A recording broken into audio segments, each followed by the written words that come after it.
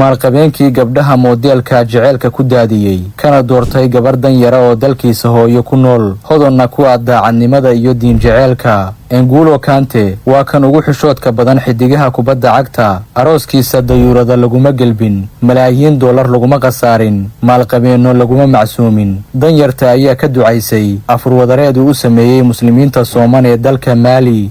kuma aysan xirin dhaqaale badan, kama dalban inuu uga tumo hotel qaali ah, ma aysan doonayn inay xirato taash qaali ah, laakiin waxay lahayd waxa adduunyada ugu adag, kaasoo ah in la helo qalbi daahira, xushmad iyo ku dhaqanka diinta Islaamka. Wuxuu ku soo barbaaray nolol saboolnimo haraysay. Markii uu magac ku yeeshay kubadda cagta, duni cusub ayaa hortiisa ka furantay, taasoo ay ka buuxaan xidiga caana, lacaga aan xad lahayn, oo ay daba cararayaan atarishooyin lagu tilmaamay kuwa ugu quruxda badan dunida. laakiin N'Golo Kante qalbigiisu ma uusan lumin. wuxuu arkayay dumar badan oo isku dayaya inay qalbigiisa hantaan, kuwaasoo ay ku jiraan gabdho moodela, fanaaniin iyo kuwa magac sare leh, laakiin wax walba oo ay haystaan kama dhigin kuwa uu ku qanacsan yahay N'Golo Kante.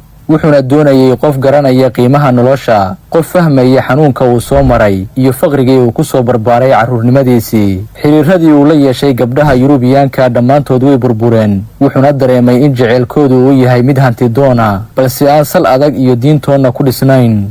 wuxuuna isweydiiyey xaggee ka helayaa jaceyl dhaba, yaa i jecel aniga oo aan caan ahayn. wuxuuna go'aansaday inuu dib ugu laabto tuuladii uu ka soo jeeday, halkaasoo uu ku guursaday gabar xijaaban oo alla kacabsi uu ka muuqdo. inkastoo Kante uu haysto malaayiin dollar, haddana wuxuu door bidaa inuu u noolaado sida dadka danyarta, kuma tamashleeyo sida xidigaha kale gawaarida ugu qaalisan dunida ee Lamborghini Veneno, Bugatti iyo Ferrari Monza. wuxuu danihiisa ku fushadaa baabuur yar oo Mini Cooper ah, kaasoo ku kacaya qiimo jaban. fadlan like saar muuqaalkan, haddaad noo sheer garaysana waxaan goyn doonaa malaayiin mayl.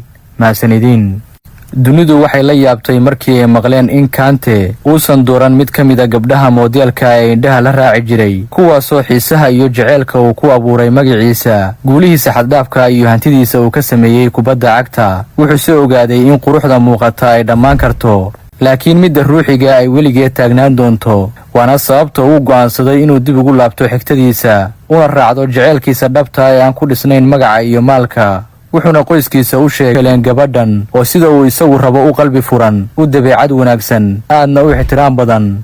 Kante oo la kulmay gabdho badan oo moodela, judhi ugu horraysayba gabadhan waxa uu ka arkay waxay uga duwan tahay gabdhaha kale. wuxuu gartay inay u hayso jaceyl aan lahayn dana qarsoon, jaceyl ka soo go'ay qalbi daacada.